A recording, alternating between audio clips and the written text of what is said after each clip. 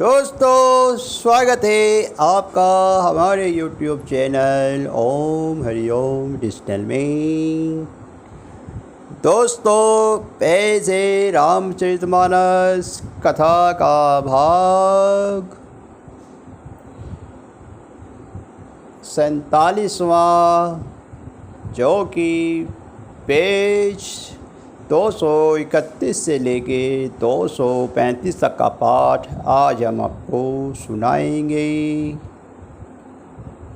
कृपया ध्यान पूर्वक सुनिए।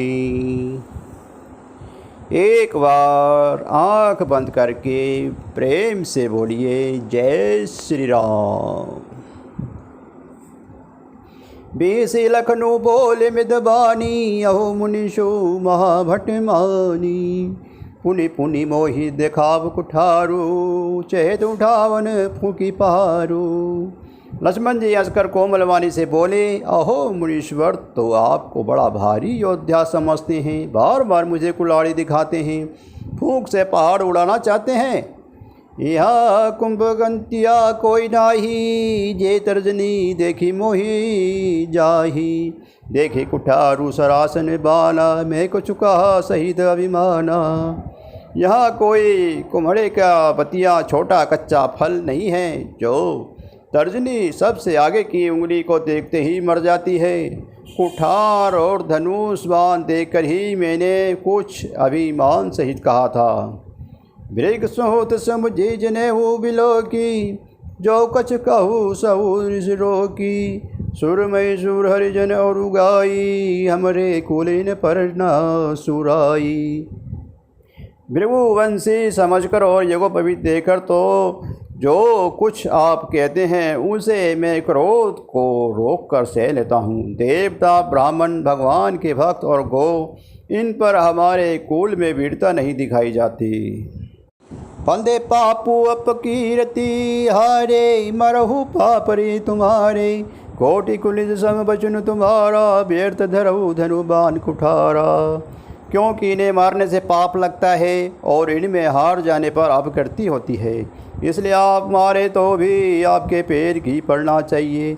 आपका एक एक वचन ही करोड़ों वज्रों के समान है। धनुष बाण और कुठार तो आप व्यर्थ ही धारण करते हैं। जो बिलो की अनचित कहूँ क्षमु महामुनि धीर, सुनि सरोस भृंगमस्मनि बोले गिरा गंभीर। इन्हें धनुष बाण और कुठार को देखकर मैंने कुछ अनुचित कहा हो तो उसे हे धीर महामुनि क्षमा कीजिए। यह सुनकर भृगवंशमणि परशुराम जी क्रोध के साथ गंभीर वाणी बोले, कौशिक सुनहु मंद ये बालकु, कटिल काल बस निज कुल घालकु। बानु वंश राकेश कलंकु, निपट निरकुंज अबुद असंकु। हे विश्वामित्र सुनो, ये बालक बड़ा कुबुद्धि और कुटिल है। काल के वश होकर यह अपने कुल का घातक बढ़ रहा है। ये सूर्य वंश रूपी पूर्ण चंद्रमा का कलंक है। ये बिल्कुल उदंड मूर्ख और निडर है।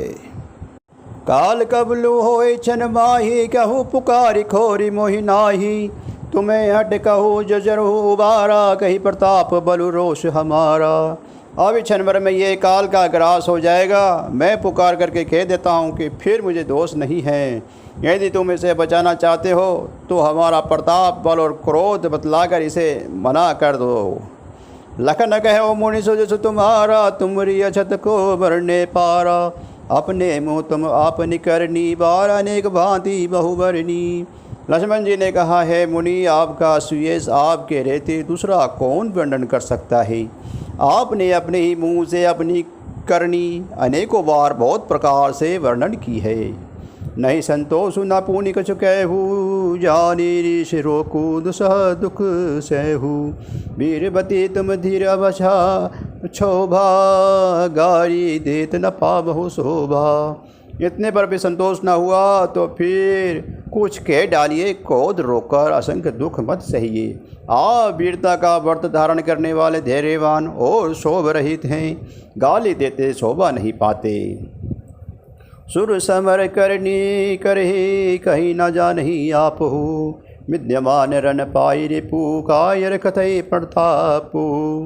सूरवीर तो युद्ध में करनी सूरवीरता का कार्य करते हैं, कहकर आपने तो नहीं जानते। शत्रु को युद्ध में उपस्थित पाकर कायर ही अपने प्रताप के डींग मारा करते हैं। तुम्हें तो कालू हाक जनुलावा, बार बार मोरी लगे बुलावा। सुनत लखनऊ के बचन कठोरा, परसु सुधारी धरवर घोरा। आप तो मानो काल को हाँक लगाकर बार बार उसे मेरे लिए बुलाते हैं। लक्ष्मण जी के कठोर वचन सुनते ही परशुराम जी ने अपने भयानक परशेष को सुधार कर हाथ में ले लिया। अब जानी देव सो सुन मोहि लोगु, कटुबंधु बालकु बद जोगु। बाल बिलो की बहुत में बाँचा, अब ये उमर निहार भसाचा।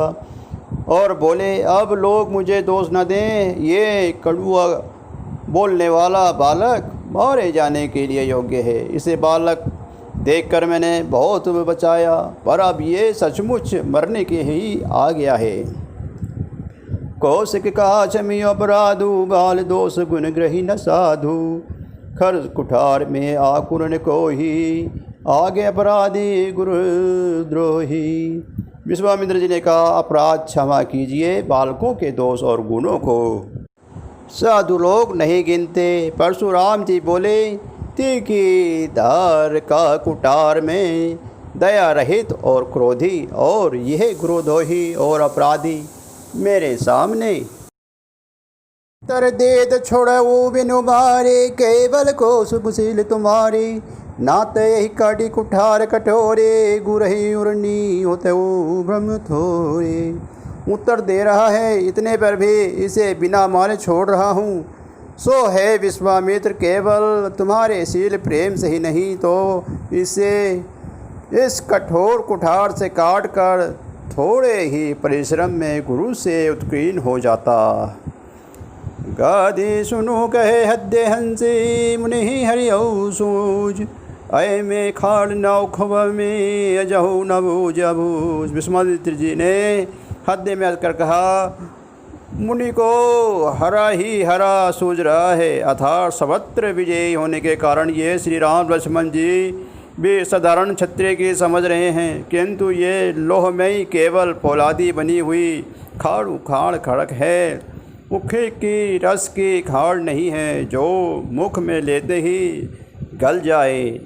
खेत फैल मुनि अब भी वे समझ बने हुए हैं, इनके प्रभाव को नहीं समझ रहे हैं।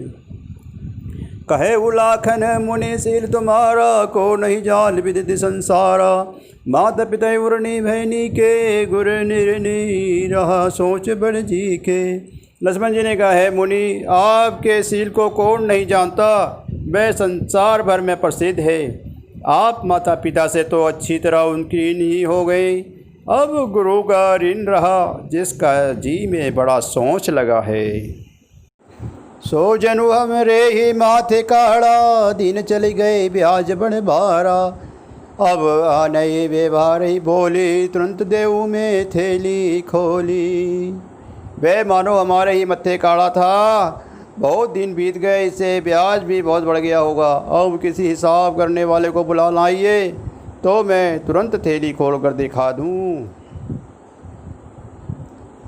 सुने कटु वचन कुठार सुधारा, हाय हाय सब पुकारा। भृगुबर परसु देखा वही मोही, विप्र विचारी बचौ निपदोही। लक्ष्मण जी के कड़वे वचन सुनकर परशुराम जी ने कुठार संभाला और सारी सभा हाय हाय करके पुकार उठी। लक्ष्मण जी ने कहा, हे भृगेश श्रेष्ठ, आप मुझे प्रसाद दिखा रहे हैं, पर हे राजाओं के शत्रु मैं ब्राह्मण समझकर बचा रहा हूँ, तरह दे रहा हूँ। मिले न कबो सो बटरन गाड़े, दिज देवता घर के बाड़े। अनुचित कहे सब लोग पुकारे, रघुपति सेहनी लखनऊ निवारे। आपको कभी रणधीर बलवान वीर नहीं मिले, ए ब्राह्मण देवता आप घर ही में हैं, बड़े हैं। ये सुनकर अनुचित है कहकर सब लोग पुकार उठे। तब श्री रघुनाथ जी ने इशारे से लक्ष्मण जी को रोक दिया। लखन उतर आहुति सरसी, भृंगर कोप कुशानु। बड़ देखी जल सम बचन, बोले रघुकुल भानु। लक्ष्मण जी के उत्तर से जो आहुति के समान थे, परशुराम जी की क्रोध रूपी अग्नि को बढ़ने देखकर रघुकुल के सूर्य श्री रामचंद्र जी ने जल के समान शांत करने वाले वचन बोले। नाथ कहू बालक बड़ छोड़ू, सुख दुख दुमद करई न कहू, जो बे प्रभु प्रभाव कछु जाना, तो ही बराबरी करने आना। हे नाथ, बालक पर कृपा कीजिए, इस सीधे और दूध मुहे बच्चे पर क्रोध न कीजिए। यदि ये प्रभु का आपका कुछ भी प्रभाव जानता तो ये बेसमझ आपकी बराबरी करता। जो लड़िका कछु अजय गरी करही, गुर पितु मातु मोद मद भरही, करवो कृपा शिशु सेवक जानी, तुम समशील धीर मुनि ज्ञानी। बालक यदि कुछ चपलता भी करते हैं तो गुरु पिता और माता मन में आनंद से भर जाते हैं। अतः इस छोटा बच्चा और सेवक जानकर कृपा कीजिए। आप तो समदर्शी सुशील धीर और ज्ञानी मुनि है। राम बचन सुन कछुक जुड़ाने, कही कछु लखनु भई मुस्काने, हंसत देख नगरी भाई, राम तो भ्राता बड़े पापी। श्री रामचंद्र जी के वचन सुनकर वे कुछ ठंडे पड़े। इतने में लक्ष्मण जी कुछ कहकर फिर मुस्करा दिए। उनको हंसते देखकर परशुराम जी के नख से शिखा तक सारे शरीर में क्रोध छा गया। उन्होंने कहा, हे राम, तेरा भाई बड़ा पापी है। गौर शरीर से आमन मन माही, काल कुटा मुख पायु मुख नाही, सहज टेर अनुहरई न तोही, नीचु मिचु सम देख न मोही।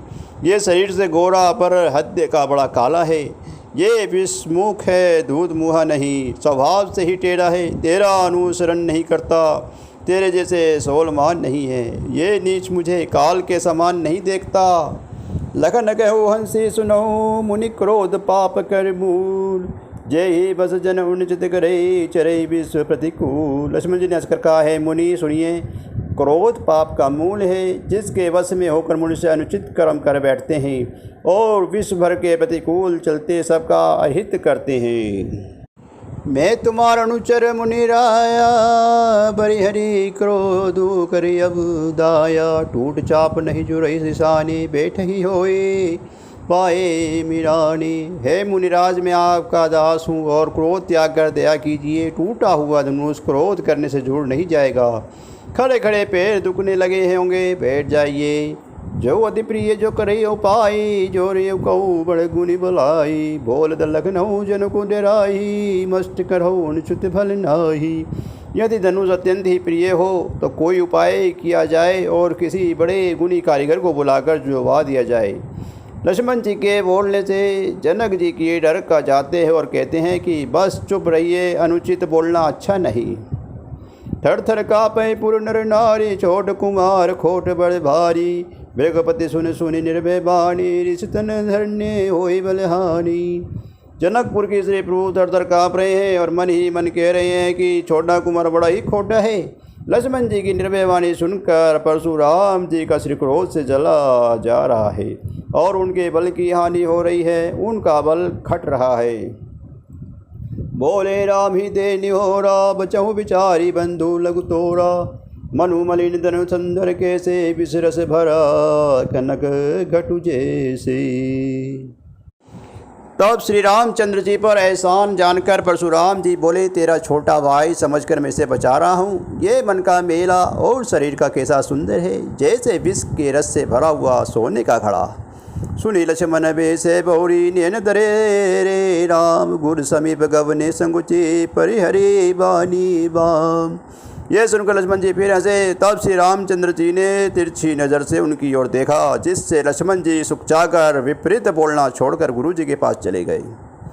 अति विनय स्मृत शीतल बानी, बोले राम जोरी जुग पानी, सुनहु नाथ तुम सहज सुजाना, बालक बचनु करे नहीं काना।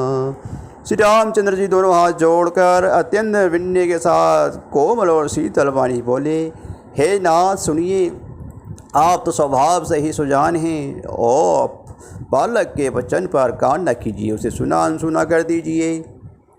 बड़े रे बालकु एक स्वभाव, इन्हें न संत विद से काऊ, ते नाई कछु काज बिगाड़ा, अपराधी में नाथ तुम्हारा। बर्रे और बालक का ये एक स्वभाव है, संत जन इन्हें कभी दोष नहीं लगाते। फिर उसने लक्ष्मण ने तो कुछ काम ही नहीं बिगाड़ा है। हे नाथ, आपका अपराधी तो मैं हूँ। जय श्री राम। दोस्तों, रामचरितमानस कथा का भाग 37वां अब समाप्त होता है। 47वां भाग अब समाप्त होता है। दोस्तों, ये पेज 231 से लेके 235 तक का पाठ था। आप लोगों ने ध्यानपूर्वक सुना। भगवान श्री राम जी की कृपा आप लोगों पर बनी रहे। एक बार प्रेम से बोलिए जय श्री राम।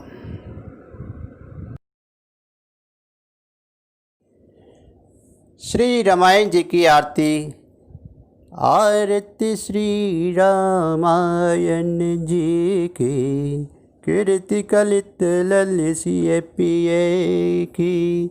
आरती श्री रामायण जी की, गावत ब्रह्मदिक मुनि नारद, वाल्मीकि विज्ञान विशारद। आरती श्री रामायण जी की, सुसनकादि शेषरु शारद, वर्णि पवन सुत कीर्तिनी की। आरती श्री रामायण जी की, गावत वेद पुराण अष्टदश, छाओ शास्त्र सब ग्रंथन को रस। आरती श्री रामायण जी की, मुनि जन जन संतन को सर्वस, सार असम सभी की। आरती श्री रामायण जी की, गावत संतत शंभु भवानी, आरुगढ़ संभव मुनि विज्ञानी। आरती श्री रामायण जी की, व्यासादि कवि वर्ज बखानी, काक बसुंडी गरुड़ के ही की। आरती श्री रामायण जी की, कलिमल हरणी विशेष फीकी, सुभग सिंगार मुक्ति जबती की। आरती श्री रामायण जी की, दलन रोग भव मुरि अमी की, तात मात सब विधि तुलसी की। आरती श्री रामायण जी की। जय श्री राम।